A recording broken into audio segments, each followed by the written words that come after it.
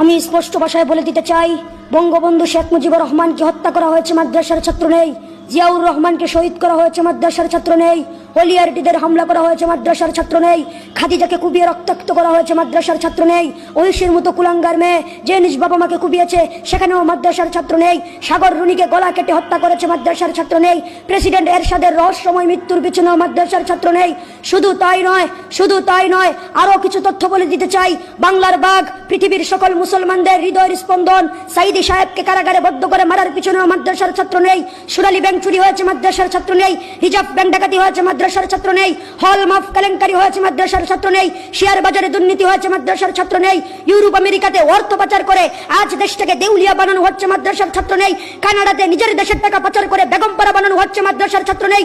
শুধু তাই নয়, টেকনাফ থেকে তেতুলিয়া, রূপসা থেকে পাথুরিয়া, সুন্দরবন থেকে বান্দরবন, সারা বাংলাদেশকে চ্যালেঞ্জ করে বলতে পারবো, স্বাধীনতার ইতিহাস থেকে আজ পর্যন্ত, পৃথিবীর শুরু থেকে আজ পর্যন্ত যে কোন দেশে যত বড় বড় দুর্ঘটনা হয়েছে, কোন একটা দুর্ঘটনার সাথে মাদ্রাসার ছাত্ররা কিংবা কোন আলেম জড়িত আছে, ওই রকম প্রমাণ দ্বারা কেউ দিতে পারবে না।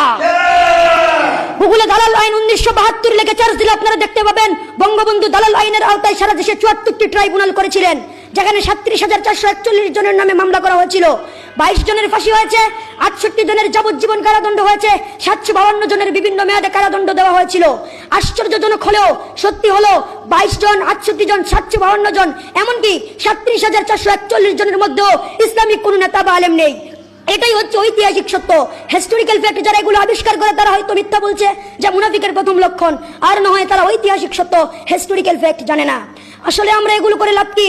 দুনিয়াতে চিরদিন থাকবো না, দুনিয়া চিরদিনের নয়। মৃত্যুর কতদিন পর মানুষের কি হবে?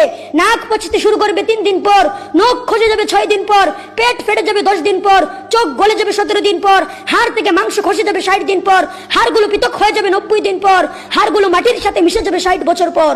সুতরাং আমি মনে করি, আলেম উলামাদেরকে এভাবে গালি দেওয়া, আলেম উলামাদেরকে দেখতে না পারা, নবীর ওয়ারিসদেরকে সমাজ থেকে বের করে দেওয়া, এটা কোনো মুসলমানদের বৈশিষ্ট্য নয়।